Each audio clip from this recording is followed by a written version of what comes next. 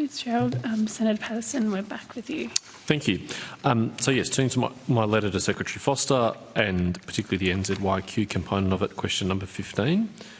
The number of NZYQ affected individuals released from immigration detention facility for each calendar month since November 2023. Senator, the number of NZYQ affected individuals released from immigration detention in November 2023 was 144. In December 2023, 5. 0 in January 2024. Less than 5 in February. Less than 5 in March. Less than 5 in April. Less than 5 in May. 8 in June. Less than 5 in July. 13 in August. 7 in September. And 13 in October, up to the 18th of October. Thank you. So just help me with what the total is there. I'm not going to attempt to add those together. If you've got it, that'll be handy. I don't, Senator. Apologies. Okay. I think there was a community protection summary that was released a few weeks ago that said 215 is the total number. Has it increased since then? So at the 18th of October, there were 215 people on a bridging visa R that were NZYQ affected. I know I've asked this before, but I think it might seem surprising to some Australians that following the High Court's decision, there is this continual ongoing release of people rather than more being released in the same go after the decision of the court. What is the reason why there's this continual release of people? Senator, the NZYQ cohort, and in fact the immigration detention cohort, is not static, as you know. Yep. As individual circumstances change, they're tested against the High Court test in NZYQ, and where they meet that test, they're required to be released. So it might be that a visa process is finalised, or in discussion with a country we conclude that removal is not reasonably practical, and at those points they become NZYQ affected and we are required to release them. Okay. And this will just continue in perpetuity unless the High Court comes to a different view at a subsequent case? Yes, Senator. Thank you. All right, so what's the updated breakdown of that 215 cohort by offending type? So murder and attempted murder? 12. 12. Sexually based offending, including child sex offending? 66. Assault and etc.? 97.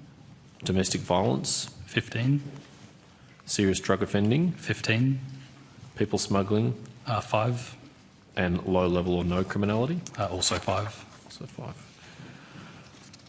Okay. I'm just going to jump. Noting, Senator Patterson, as we've previously discussed, that there were 102 convicted sex offenders released from detention while Mr Dutton was the Minister. Thanks. Of the 1,300 criminals that were released from detention while he was the Senator Minister. Watt. My question didn't go to that, but appreciate it nonetheless. It's important to have that context. Moving on to question 17, a breakdown of the costs incurred to date by the Commonwealth. Thank you, Senator. Deputy Chief Finance Officer.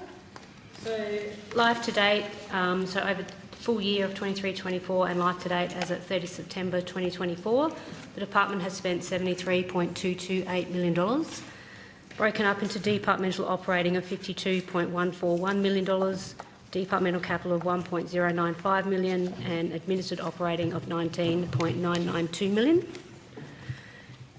Community Protection Board, do you want me to keep going? Yes, please. Community Protection Board, total life to date, again, $2.738 million relating to the Community Protection Board, which includes $0.284 million in direct costs for board members and $2.454 million in support costs for the board. And government assistance, life to date, as at 30 September again, life to date costs of $2.718 million relating to government assistance provided to the released cohort. This includes $0.420 in income support payments and benefits and $2.298 million in healthcare assistance. Thank you. The number of current NZYQ cohort who are in custody? Senator, as of the 18th of October, there were 28 people in custody. 28 who are currently in custody, and I'll come back to that. The total who've been in custody at all since their release? 62 people as of the 18th of October. Okay, again, a pretty high recidivism rate out of 215. How many BVR holders are subject to electronic monitoring or specified curfew conditions? Again, at the 18th of October, 143 had electronic monitoring and 126 had curfew conditions. How many have had those conditions removed? As at the 18th of October, 64 people had neither EM nor curfew, and of those 64, 56 of them previously had electronic monitoring, curfew, or both. But I will mention that 28 of those are due to them being in custody. Okay. Well, of those who were not removed because they're in custody, because that's obviously a good reason, what is the reason that their electronic monitoring or curfew conditions were removed? A delegate would have considered their circumstances and made the decision that it wasn't reasonably practical for the protection of the community. Okay. How many of the NZYQ cohort have committed state or territory offences since their release? As at the 18th of October, 65 people had been charged with a state or territory offence. Okay, so obviously that's not visa breaches, that is, criminal offences at a state and territory level. Yes, Senator. And how many of those are currently on bail and how many of them in remand? Again, at the 18th of October, 20 of those people were in remand and the rest were in the community either on bail or because their processes had been finalised. Okay, so that will be 45 in the community? Yes, Senator. Okay. How many times has the Minister for Immigration applied for a community safety detention order or a community safety supervision order? Senator Claire Sharp, Group Manager Legal. We anticipate the Minister will apply for the first order in the coming weeks. Okay, so it's currently 0. So presumably my next question, none have been granted either. Didn't Minister Giles say many months ago when he was still in the portfolio that there was a whole lot of matters that were quite imminent? I think it might have been in May or even earlier. Senator, I think those comments are a little later.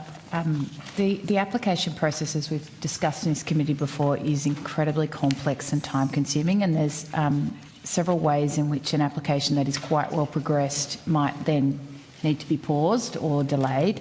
Those sorts of circumstances are when there's an intersection with another justice process, or the person goes into mental health care.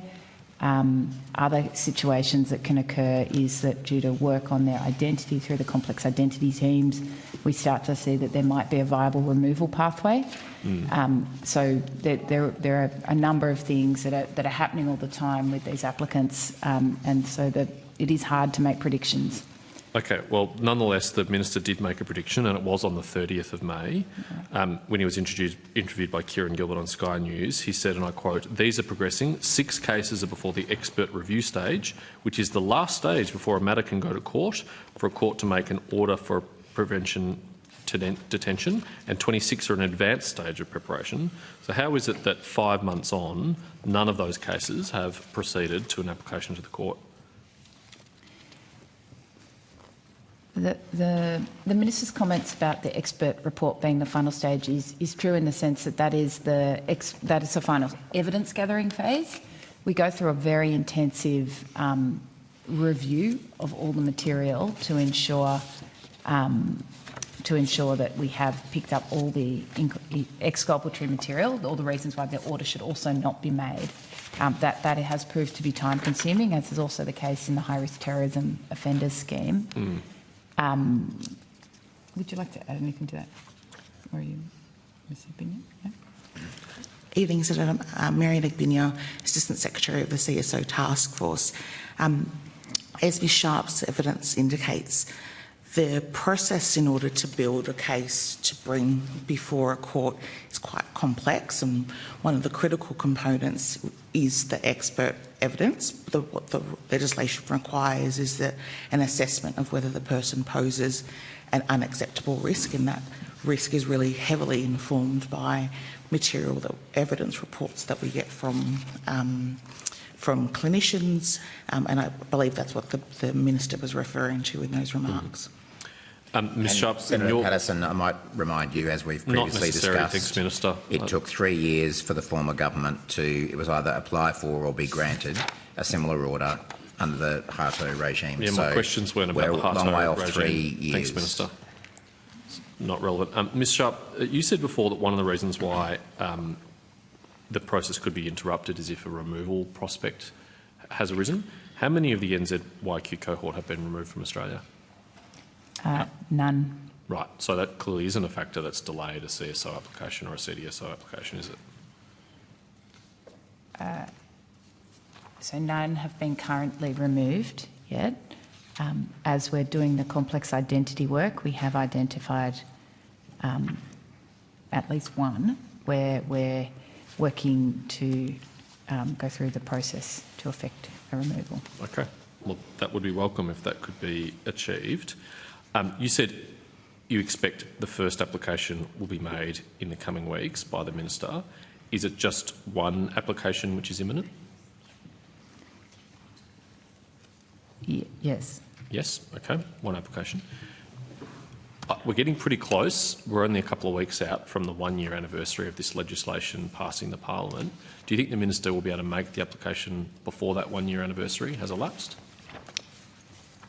I think, noting my remarks about the dangers of predicting timing on these things, I don't think I'll be any more precise than I've already been about in the coming weeks. Well, we hope that at least one can be made.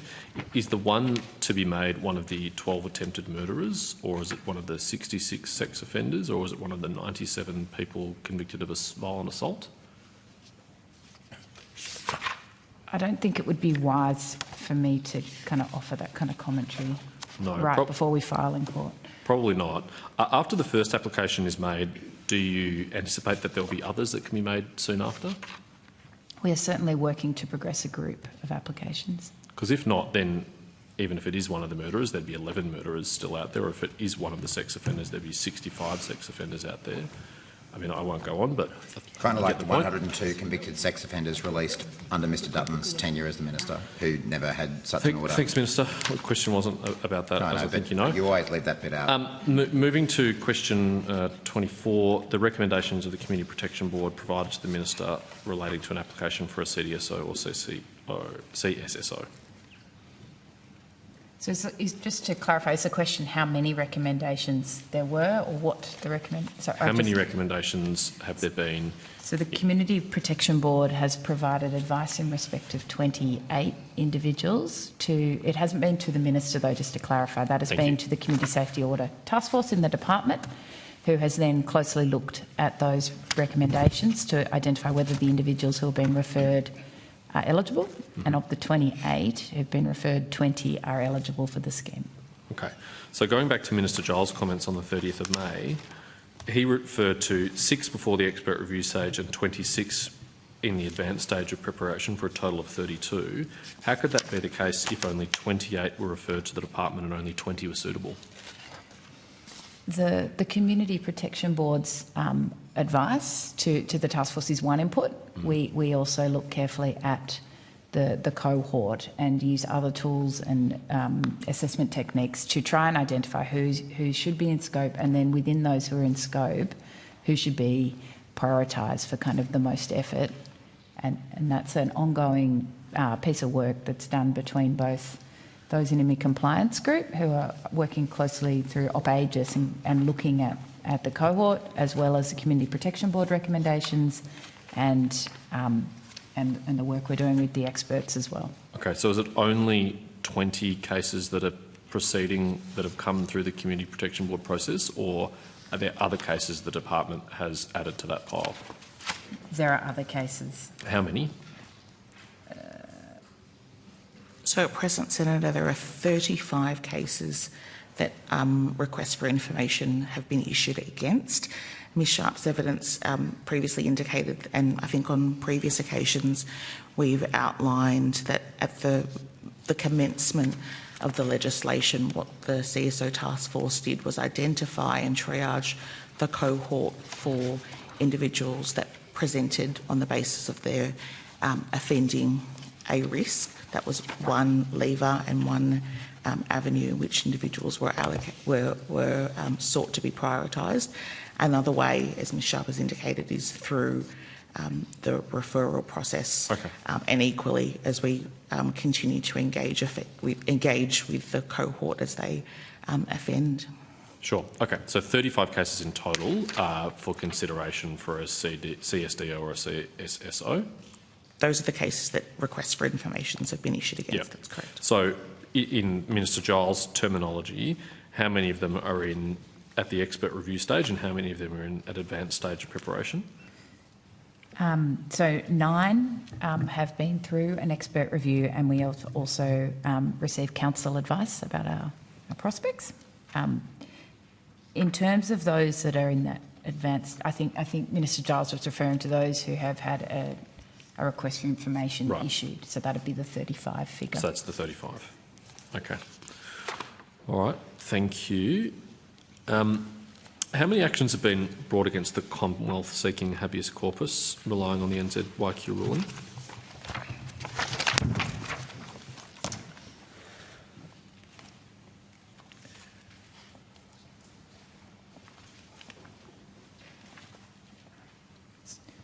Sorry, Senator, I'm just pausing while I've got the current numbers rather than a historic number, so it might be better that I take on notice if you're after. Okay, why don't we start with the current number?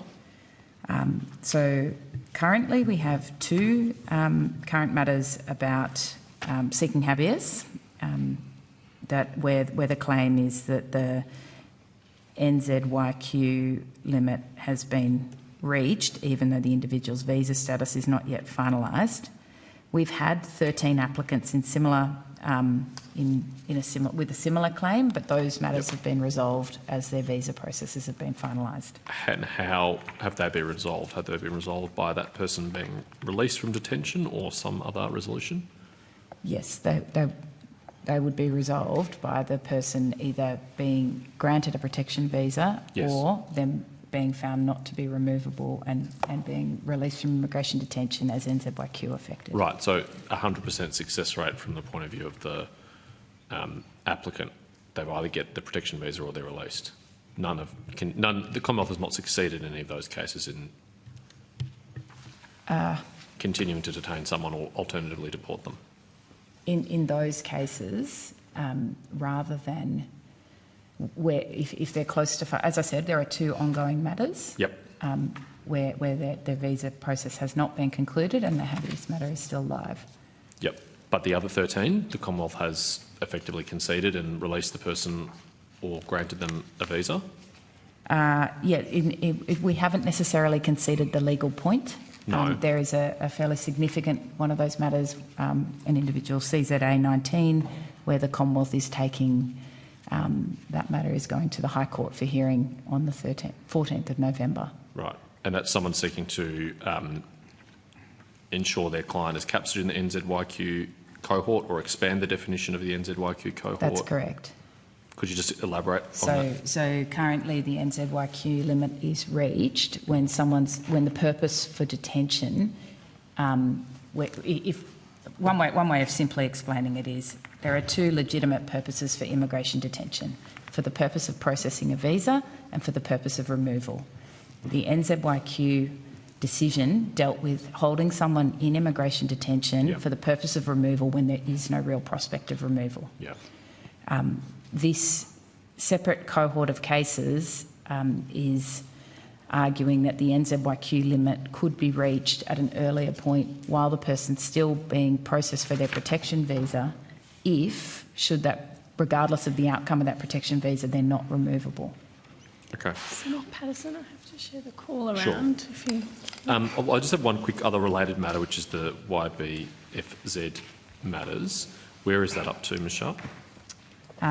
So the YBF, the full court of the High Court heard that matter on the 6th of August 2024 and reserved its judgment. And remind me, is this the challenge to the electronic monitoring and curfewing? Or yes, it is. Yes, it is, yeah. And so has the Minister been briefed on the implications if the Commonwealth loses this case? Yes, he has. And what contingency plans does the government have in place to address it if that's the case? We've made very extensive planning for all possible outcomes. Including legislation? Depending on the reasons, that is a possible outcome. Okay. I know the Chair will want to share the call. Thank you.